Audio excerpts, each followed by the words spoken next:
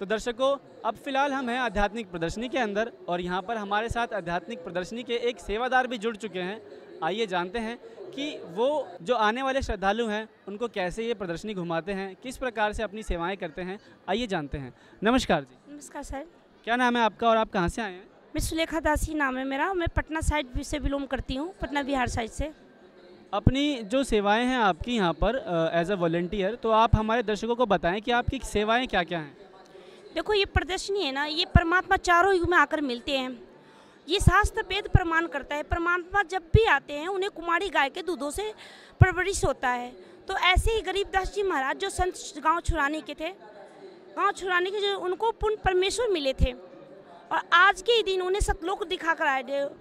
हमारा वेद शास्त्र में प्रमाण है कि वो परमात्मा तीसरी मुक्ति धाम में मिलता है और जिंदा महात्मा के रूप में मिल आता है और धरती पे लीला करने अर्थात ज्ञान बताने के लिए आता है। ये प्रदर्शनी इसी के रूप स्वरूप 3 दिन का धर्मयज्ञ और पाठ, अखंड पाठ रखा गया है। ये प्रदर्शनी से ये ज्ञान पता चलता है कि भगवान धरती पे है, सशरीर है, मनुष्य के आकार है, उनका नाम कबीर भगवान है, वो जिंदा महात्मा के रूप में मिलते हैं।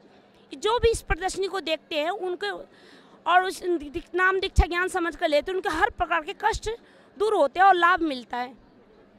अच्छा सुलेखा जी, हमारे दर्शकों को ये भी बताएं कि हमने यहाँ पर कुछ ग्रंथ रखे हुए देखे थे, हिंदू धर्म ही नहीं बाकी अन्य भी जो जितने भी धर्म हैं उनके भी सभी पवित्र ग्रंथ देखे थे।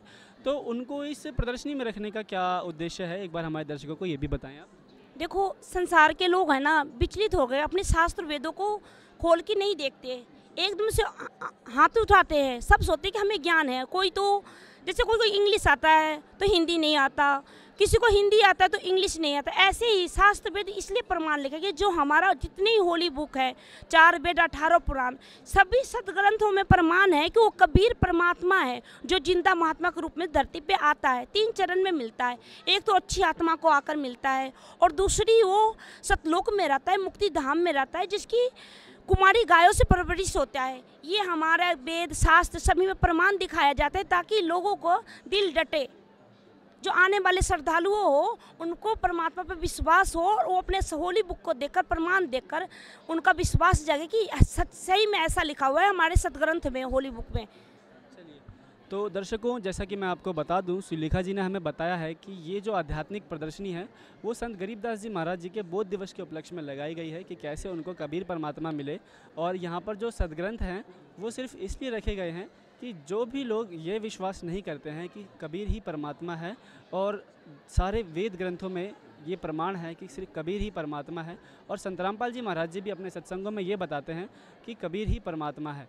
तो यहाँ पर जितने भी श्रद्धालुजन आते हैं वो उन वेद को, ग्रंथों को, गीता को, कुरान को, बाइबल को, गुरु ग्रंथ साहिब को खोलकर देख सकते हैं कि कहाँ पर वास्तव में क्या लिखा है और कौन से धर्मगुरु क्या बताते हैं, और आप इस बात का निर्णय खुद भी ले सकते हैं उन ग्रंथों को पढ़ के कि कहाँ पर क्या लिखा है।